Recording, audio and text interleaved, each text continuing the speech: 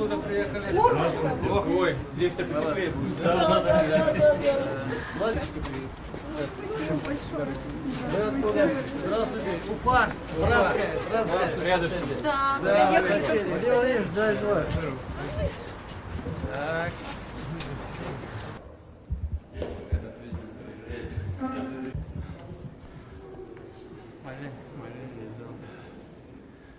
Так, всем привет. Салям алейкум.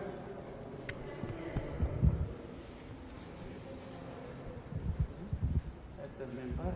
Здесь идет проповедь идут. Да. Есть Каба, Мекка.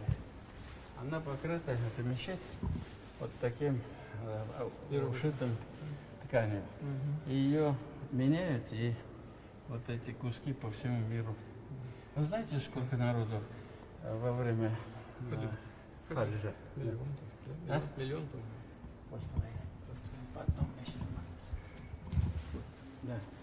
Я внутри тысячи. Добрый день. Привет. Откуда приехал? Владимир Владимирович.